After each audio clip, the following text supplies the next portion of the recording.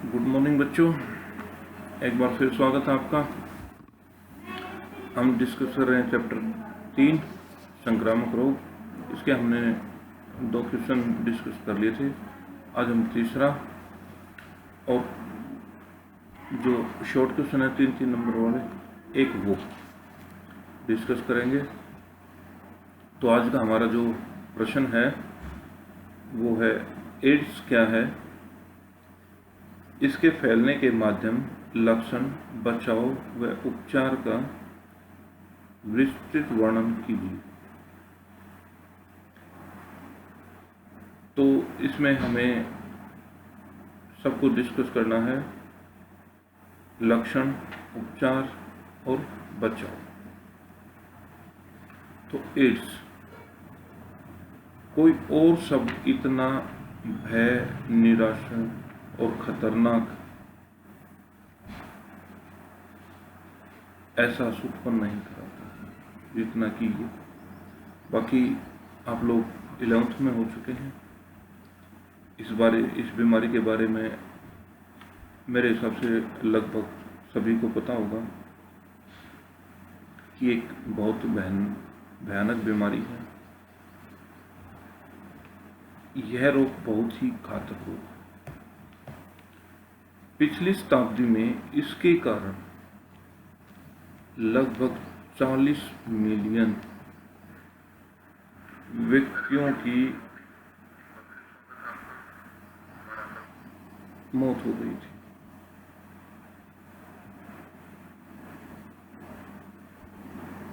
तो देख लीजिए कितनी भयानक है।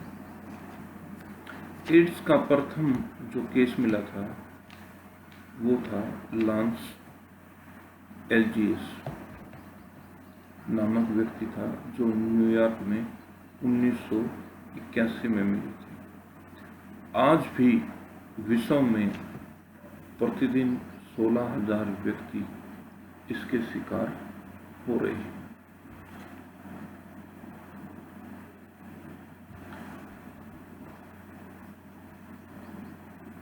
HIV एक वायरस है बेटा। ये 2 प्रकार के होते हैं, HIV-1 और HIV-2। HIV-2 ज़्यादातर पश्चिमी अफ्रीका के देशों में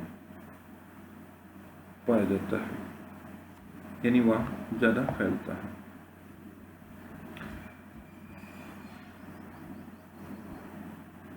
इंडिया में भी यह बीमारी बहुत अधिक मात्रा में है, लेकिन इसके आंकड़े नहीं दिए हैं इसमें। वास्तव में यह रोग हमारे शरीर की रोग प्रतिरोध क्षमता धीरे धीरे समाप्त कर देता है, जिसके बाद व्यक्ति की कुछ समय बाद डेथ हो जाती है। फैलने का माध्यम, यानी ये किस तरह से फैलता है। विपरीत लिंग और समलिंग संक्रमित व्यक्ति से यौन संबंध बनाना, यानी जो व्यक्ति एड्स से ग्रस्त है उस व्यक्ति से अगर हम यौन संबंध बनाते हैं तो ये एक दूसरे से फैल जाते हैं। दूसरा कारण है नशीली वस्तुओं का प्रयोग करने वाले HIV से संक्रमित सुइयों का प्रयोग करते हैं। आपने देखा होगा जो नशीली दवाइयों का सेवन करते हैं, यानी नशे के लिए दवाइयों का यूज़ करते हैं, वो कोई भी इंजेक्शन उठा लेते हैं और अपने शरीर में उसको लगा लेते हैं।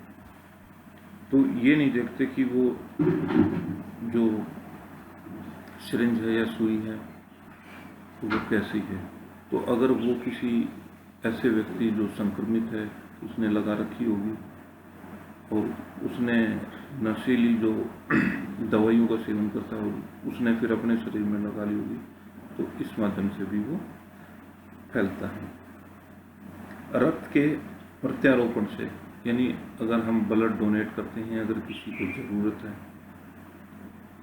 तो उससे भी ये फैलता है। यानी अगर संक्रमित व्यक्ति का ब्लड किसी स्वस्थ व्यक्ति में अगर हम चढ़ाते हैं तो इससे भी वो व्यक्ति एड्स से संक्रमित हो जाएगा।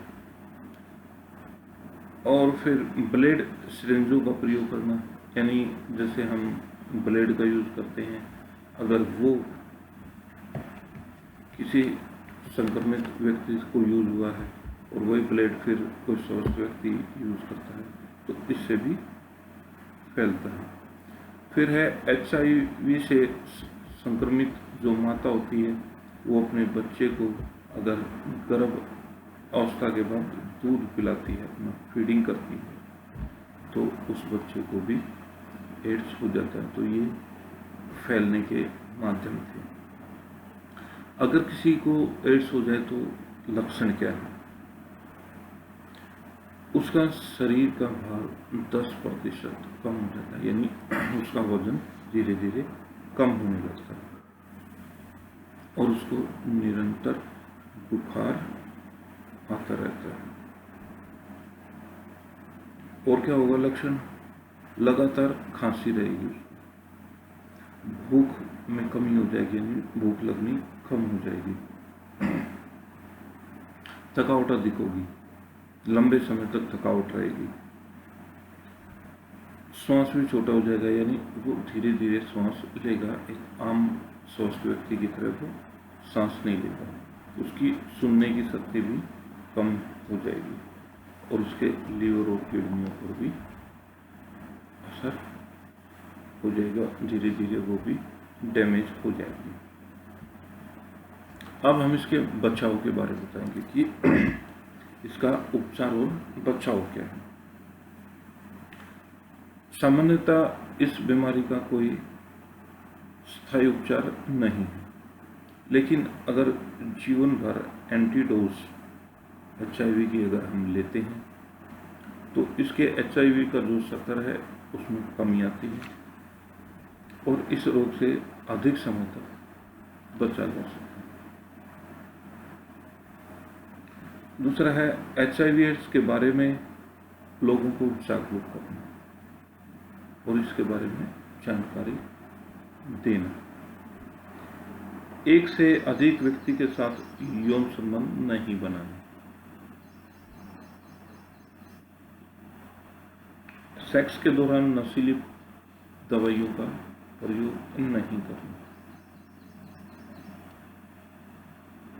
अगर रक्त को प्रत्यारोपण करना है यानी एक दूसरे को ब्लड देना है तो उस ब्लड की जांच करवाएं।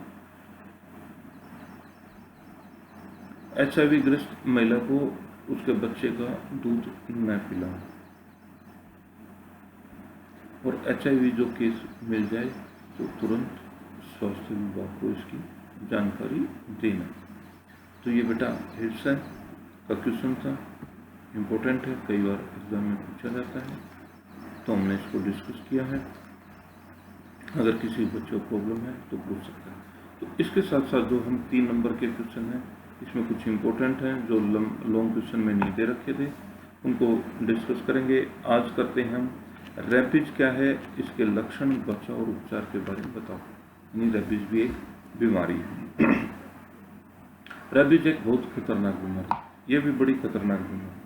यह आमतौर पर रेबीज से पीड़ित रोगी से इसकी मृत्यु हो जाती है, यानी अगर किसी मनुष्य को यह रोग है तो निश्चित है कि उसकी मृत्यु हो जाती है। यह रोग भी एक वायरस के कारण ही होता है। मोस्टली यह कुत्ते के काटने से होता है।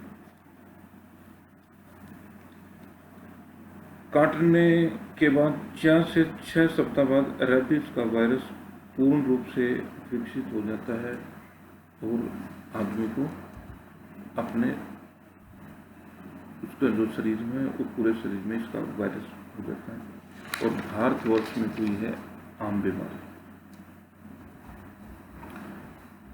तो इसके लक्षण क्या है? अगर जो हम किसी कोई बीमारी हो जाती है तो लक्षण क्या है? बुखार होना, ये तो बेटा कोई भी बीमारी है, आम बात है।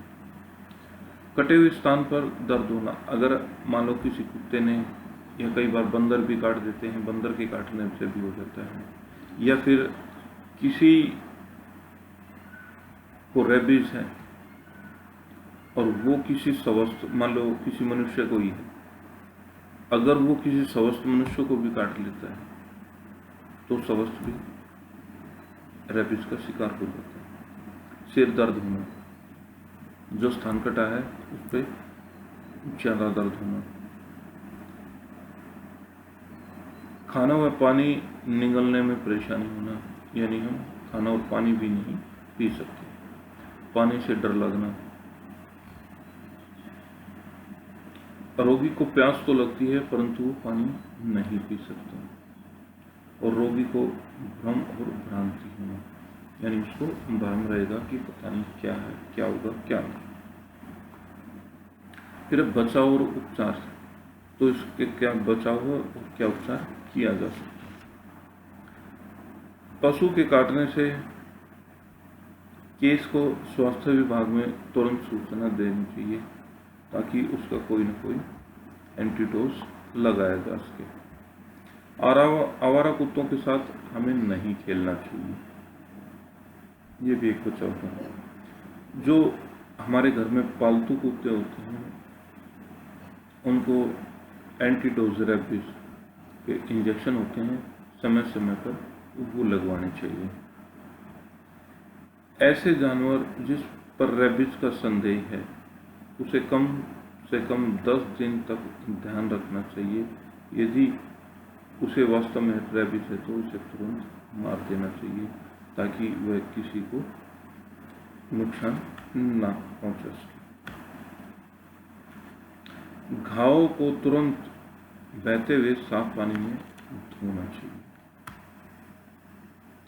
और तुरंत ही टीकाकरण का कोर्स पूरा करवाना चाहिए। आपको पता है कि कुत्ते काटने के बाद 3 से 4 इंजेक्शन है जो हमें निरंतर, पहला है उसके बाद 1 सप्ताह बाद, फिर 2 सप्ताह बाद, फिर 3 सप्ताह बाद, ऐसे ऐसे लगते हैं, तो उसका ट्रीटमेंट अच्छे से करना चाहिए। तो बेटा हमने ये 2 क्वेश्चन डिस्कस कर लिए हैं। कल हम करेंगे अगली वीडियो में टेटनस, मलेरिया और डेंगू, इनको करेंगे। इसके बाद लगभग ये हमारा तीसरे चैप्टर के क्वेश्चन हो ही जाएंगे। उसके बाद शॉर्ट क्वेश्चन, तो तब तक के लिए पढ़ें। अगर किसी को प्रॉब्लम है तो मुझसे डिस्कस कर सकता है। आज के लिए इतना ही।